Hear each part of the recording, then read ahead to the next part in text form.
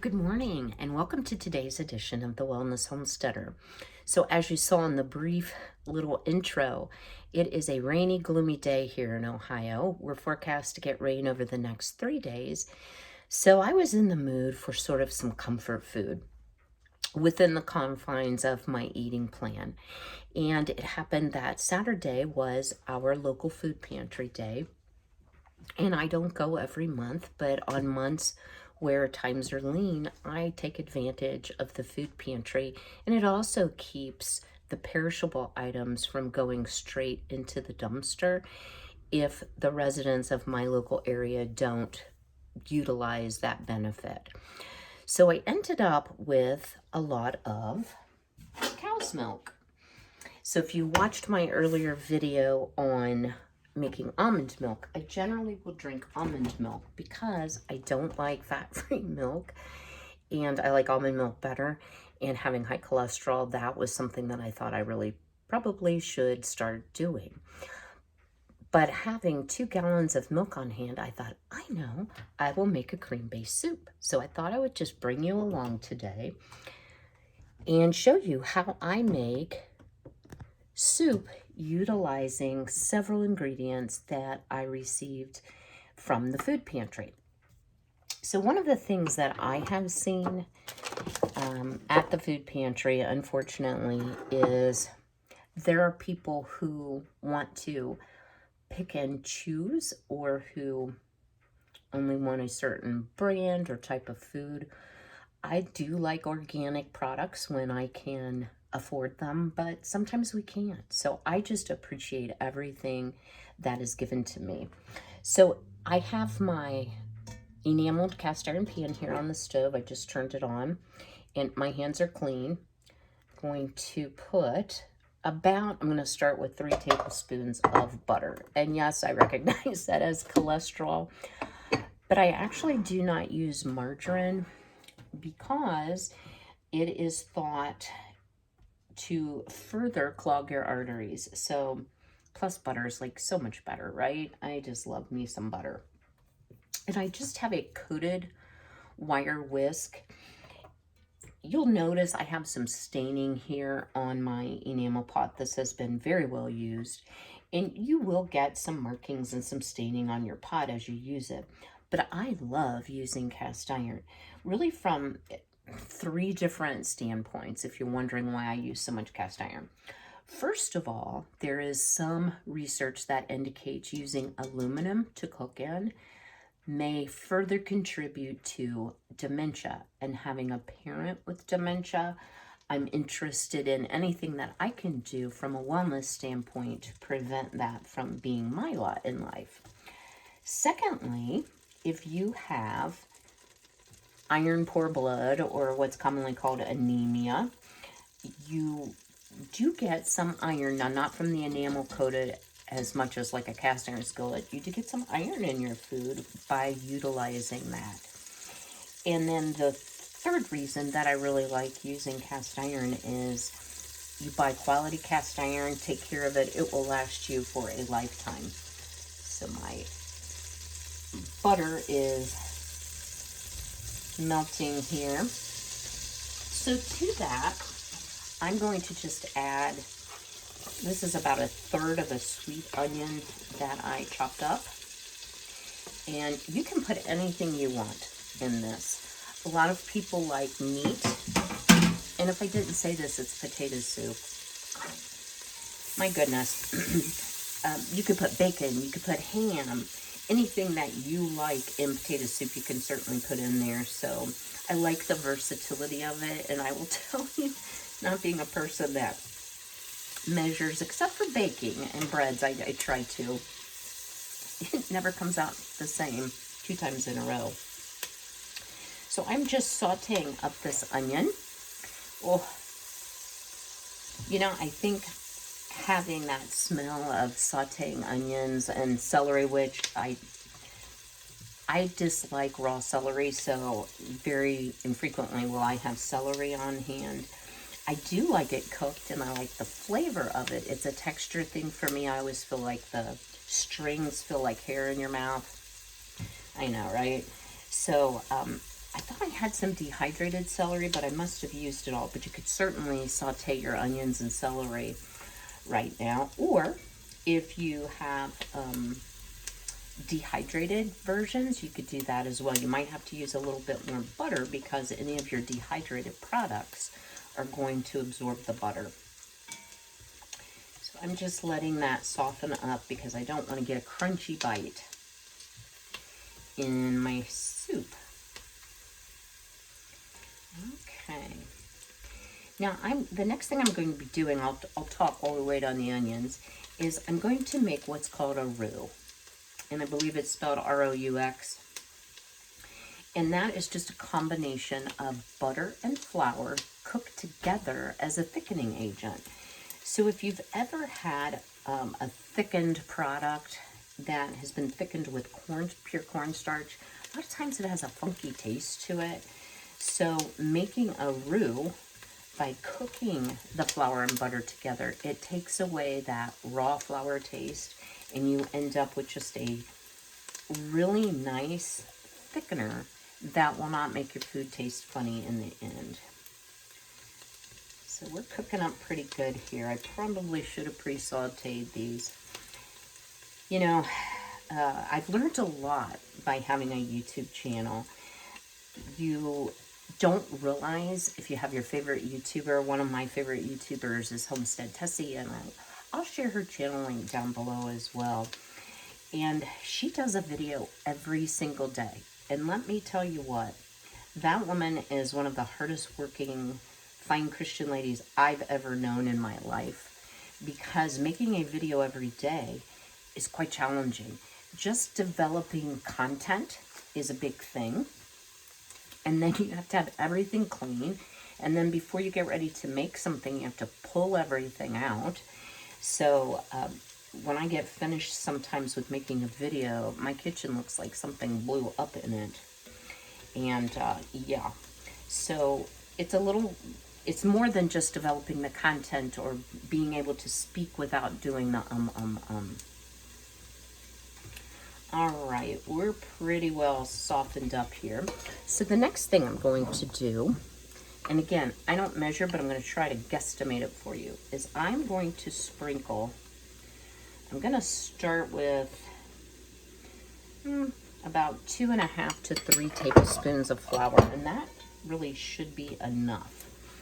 And I'm going to just mix it together, and it's going to, of course, absorb all that butter, and you're just going to end up with a paste. But you want to cook that enough till it starts to smell nutty. And believe me, you will know when it suddenly starts taking on that nutty flavor. You don't want to burn it. I have my heat on sort of a medium high, because I do want to cook all that rawness out of it. Now, back when I was totally unconcerned with weight and cholesterol, I would use half and half in my potato soup, and oh my goodness, it was really, really good. But what I actually received this month from the food bank is 2% milk, so that is what I'm going to use. So I am smelling that nice nutty smell, and let me just try to lift you up so you can see what we have here. So a nice thick paste, and it's lumpy, not from the flour so much as the onions. So I'm just going to start by adding a glop of milk. So because the milk is cold, you don't want your soup to lump up. So I'm just going to add a little bit of milk and thin down that paste. Once that's absorbed, I'm going to add a little more. So I'm going to use about a half gallon of milk. With the remainder of the milk, I'm going to make some cottage cheese. So hopefully, I'll be wearing the same clothes. I always tell you about that. I do bathe and change clothes. But I think I'm going to do a video on it because it's a great use if milk is on sale. And oftentimes when I do buy cow's milk, which isn't very often, I'm always shocked that you can buy a gallon of milk sometimes for as much as $1 less than a half gallon. So I hate wasting food, so it's really nice sometimes to just find another use. So I do make homemade yogurt, and I'm going to try my hand today at cottage cheese. I have never made homemade cottage cheese, but it looks super simple. I love cottage cheese. It's high in protein, and I thought, why not give it a shot? If I don't like it, I'll probably eat it anyway. And I'm slopping everywhere. You know, if I don't care for it, I don't have to make it again, and I will still have another full gallon of milk left for yogurt, or you can make pudding. There's all kinds of uses. I try to never let anything that I get from the food bank go to waste. So I will share with my mom. I will also share sometimes with my neighbors, just depends. So let me show you where we are here. So we have a thickened, I don't know if you can tell it's thick, but we have a thickened sauce here with our onions and our butter. So the next thing I'm going to do is I'm going to spice it up a little bit. And I've promised myself I'm not going to get super hot and spicy because I realize not everybody likes hot and spicy. So just some freshly ground black pepper.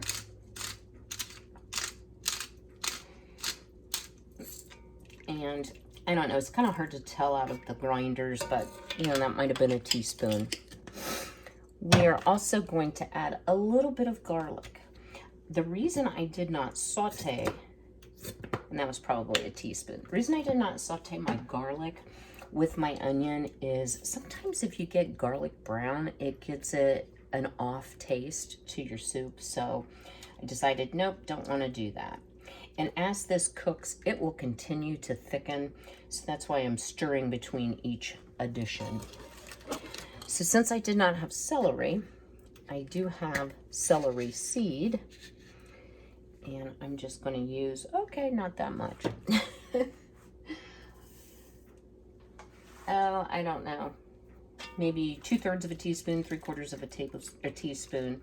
Oh yeah, that's smelling really, really good. And for any kind of a cream-based product, a tiny, tiny bit of nutmeg is in most cream-based recipes, and that was probably less than 1/8 of a teaspoon. I don't like a lot of nutmeg. I think it can produce kind of a strange flavor. Oh yeah, smelling good. Now, at this time you could add salt. I'm not going to add salt, and the reason I'm not going to add salt is I'm not a heavy salter. I would prefer to just add it into the bowl, and that way if I'm serving it to someone who has to limit their salt, don't have to worry about it. The next thing I'm going to add are some dehydrated chives, and I'm going to do a lot of these. So that's probably a tablespoon. See how that looks. Yeah, so I'm probably going to do like another tablespoon. So this will just give it a nice oniony type flavor. And I think it also needs a little bit more black pepper. And we'll actually taste this before we finish the cooking process. So my milk has thickened up a little bit. So I'm going to go ahead and add some more. And I'm keeping an eye here. I want to hit about the ½ gallon mark. So that'll give me plenty for today and a little for leftovers. Now, what do you do if your soup is too thin? Don't just dump more flour in it. Take a little saucepan, melt your butter, cook your flour so you don't end up with that raw flour taste. So yeah, this is looking pretty delicious. How about that? Now, before I decide if thickness is appropriate, I am going to, I have so much stuff out in this little spot. Let me make myself some room here. I'm going to add my potatoes. So another thing that I got for the very first time are some canned potatoes. So this year I did not grow potatoes. It's something I think I'm going to do next year because I don't use a ton of potatoes, but I do use potatoes. So I've just drained these, and this is a great little device. You put it over the can and drain it out. Got it at Walmart. It was under $1. It was either 88 or 97 cents. You know how they have their little cheap deal bin. But I've really enjoyed having it, and it saves you from dirtying a whole colander. So I'm going to add in, and these are Mother's Made sliced potatoes, and they're actually low sodium. How about that? So I put those in, and I also got Happy Harvest whole new potatoes. Now I could put those out on a cutting board and chop them up. Yeah, maybe we will do that just for consistency's sake, although I think it would be kind of cool to get whole potatoes as well. Oh, those were really squeezed in there tight. So I'm just gonna coarsely chop these. So if you have fresh potatoes, you would want to, the way I always did it was I cooked my fresh potatoes ahead of time, and I usually cook them in chicken broth just to add a little bit of flavor. And then I wouldn't do a straight up cream-based soup. I would use, kind of reduce that broth and use it for some added flavor as well. So I'm just slicing these potatoes. Wow, these are really, really nice. So that's 2 items that I've used out of my food pantry items for the month. And 2 cans is going to be a great plenty. If you're using home canned potatoes, I would say about 1 quart. And I'm going to add a little bit more milk to this as well. And I'm making these a little chunkier because I like a nice big chunk of potato in my soup. I would think bacon would be so good in this, right? It's like some applewood or hickory smoked bacon would really add a lot of flavor, but today we're going to do a meatless dish. All right. Oh yeah, that is looking and smelling good. I'm going to add just a little bit more milk.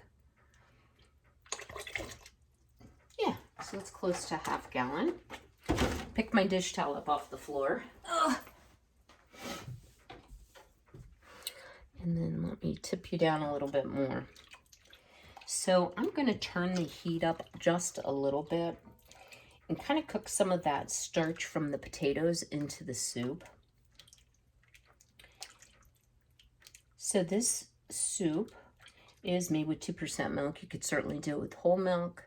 You could do it like I used to do it with 1/2 and 1/2. Oh, so good, but very rich. And I am going to actually add some frozen peas to this as well. Not only for color, but peas have protein in it. There is about 4 grams of protein in 2/3 of a cup. And for those of you who are new to my channel, you might be like, why does she talk about protein all the time? So from a couple standpoints, I had my 4th spine surgery about 1.5 years ago, and I had some complications from that and developed some fractures as a result of the pressure that was put onto my spine and onto my pelvis. And those have been very stubborn, not wanting to heal. So because of that,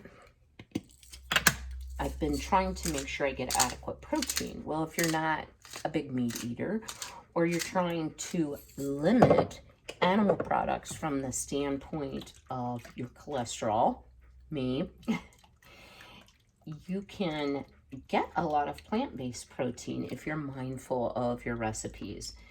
So I'm gonna crank this up a little bit, and then I am going to add a little bit of frost in there. I'm gonna put some peas in.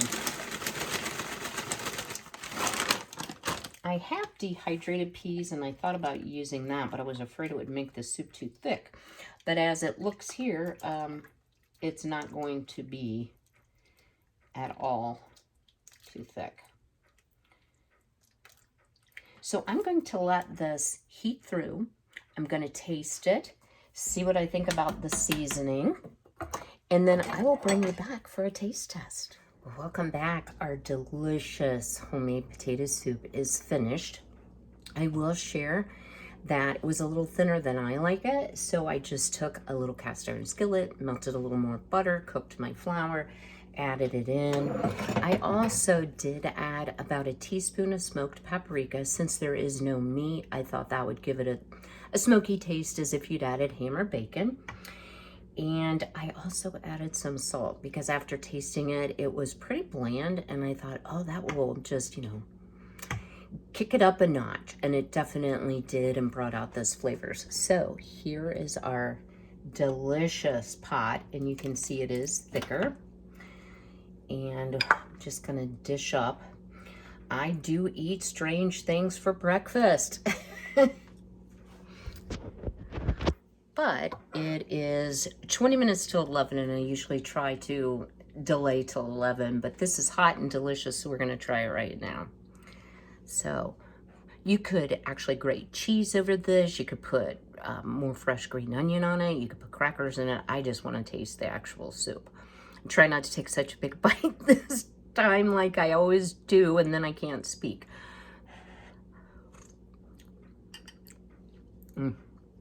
Wow. It's thick, it's rich, it's comforting, it's stick to your bones food, and half gallon of milk and 2 cans of potatoes as a blessing from the food pantry will bless me for many meals to come. So be healthy, be well, be blessed, and have a wonderful day.